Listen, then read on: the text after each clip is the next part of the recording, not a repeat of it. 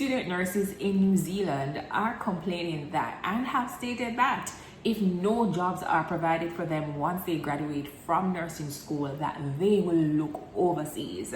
This is happening in New Zealand. If you're interested to hear more about this, let's dive in. Welcome back to another video, guys. Welcome back to Empowered Community, where we share you news globally happening across the world, right? So we hear about the student nurses which have been trending online recently with regards to no jobs being available for them. And Jamaica, we are coming to you because we've heard of that. But guess what? Jamaica is not the only country. New Zealand, over half of student nurses that were surveyed said that they will look overseas if when they graduate there are no jobs provided. So we're going to dive into this article that was published by Natalie Akuri, and this was published this week, like last week. Now we're going to go into the article. Let's go. Now they said that a survey of student nurses have found almost 62% are considering jobs overseas if one isn't available in New Zealand when they graduate. Now this is alarming for me because these countries are normally recruiting and have pathways for nurses to come here for permanent residency and to get their citizenship.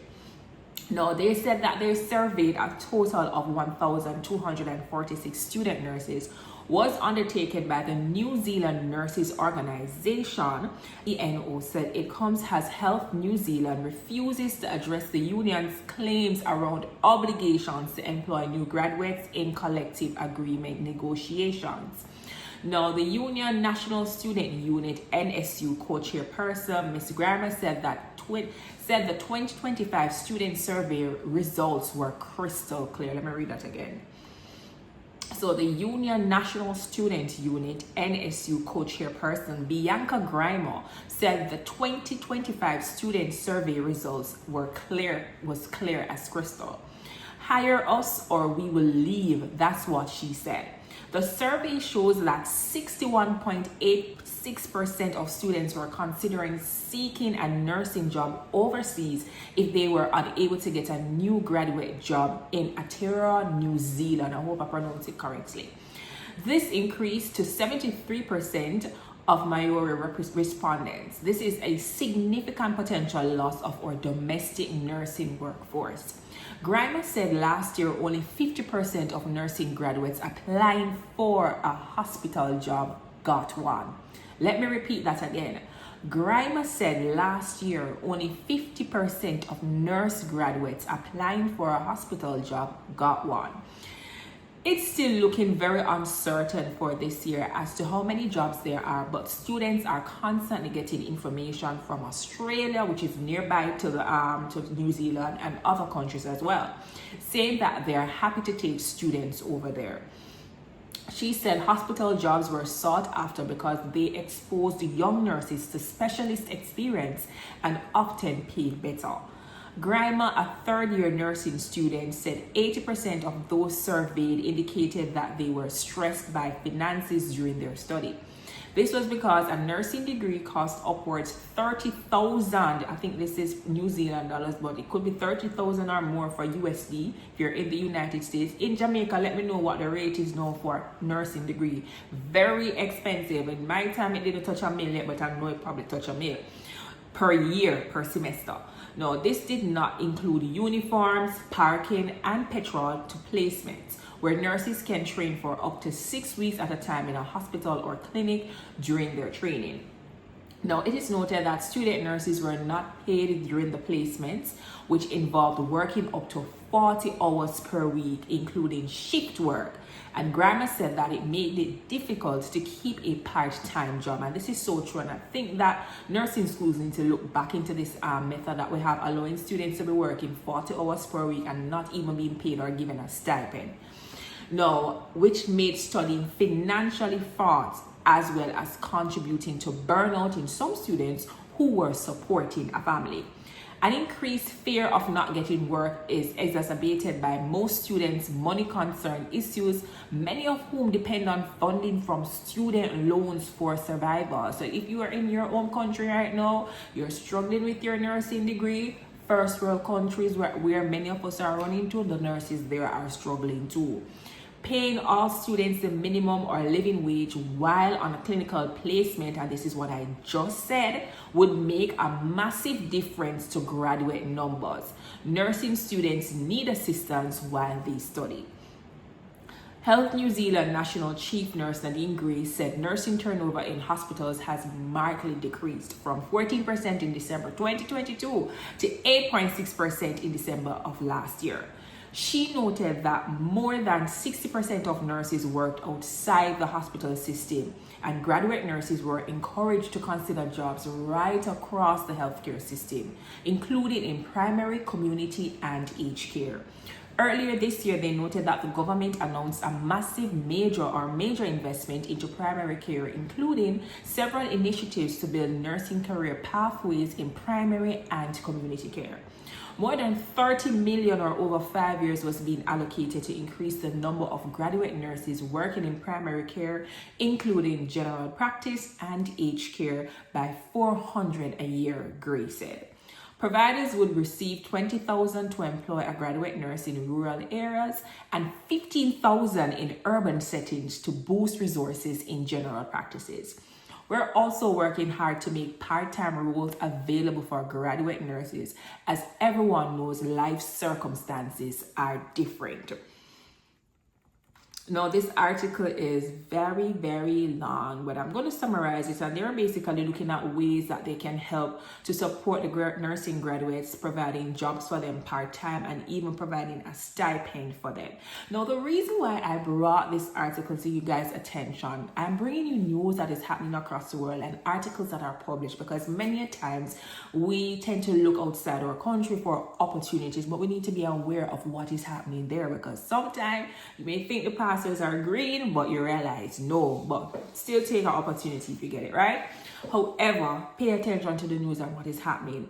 And in light of this, I just wanted to shed light that our home countries that you're in right now complaining of nurses not getting jobs, nurses not being paid fairly, it's not limited to your country alone. It is happening everywhere. I have said this already and I'm going to say it again.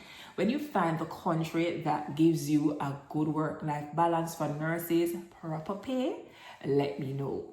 Because everywhere the complaints are the same. And I'm bringing this light because recently I saw in the news that we haven't spoken about it yet, but we're going to be speaking about it, where the nurses and the new grads in Jamaica are complaining that they can't get any jobs. And many of them have been waiting for 2-3 months and still have student loan that is knocking at their doors.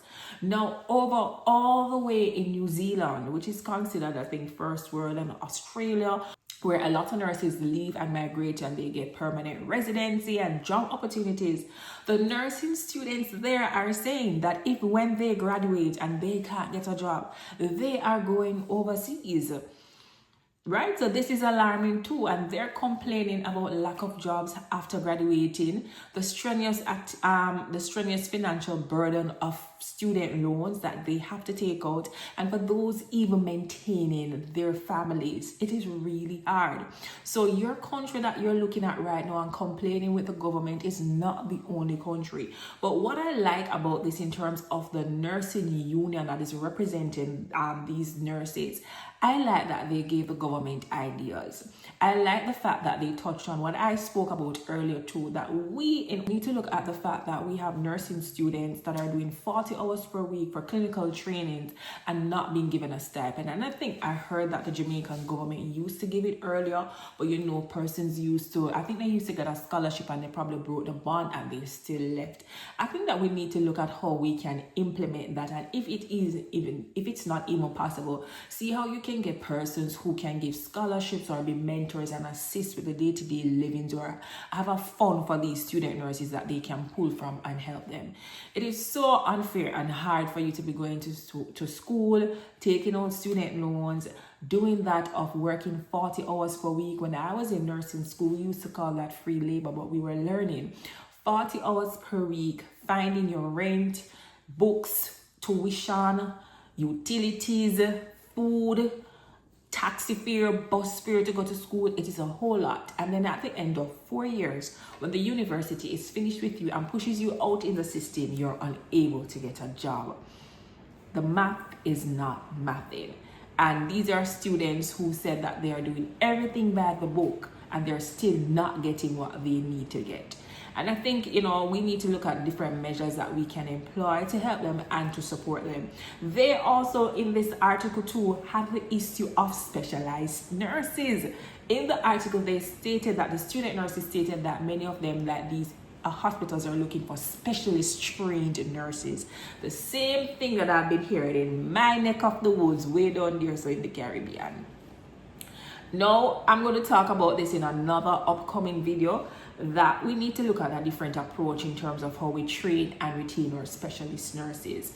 If it's that you're sitting and waiting and you don't have specialist nurses, you need to look at a different approach of how you can allow the nurses to enter the system. And I think the system needs to be studied, and we need to do a complete overhaul of how we're doing recruitment and education with regards to that.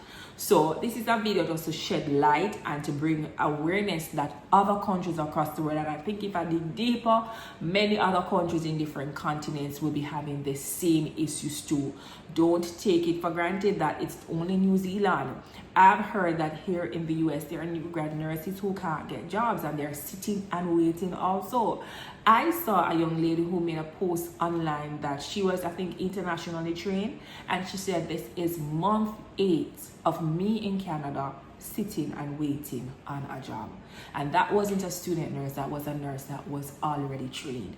So the issues that we're seeing and speaking about is just not limited to your neck of the woods. It's actually happening globally. However, that's the end of this article. What do you think about this, that the new grad nurse is stating that they're going to look overseas if they can't get any jobs? I do not wrong you. Student loan is knocking, bills are knocking. Whatever you have to do to support yourself and your family. So it's just not limited to countries that you think are third world, first world countries are seeing this too.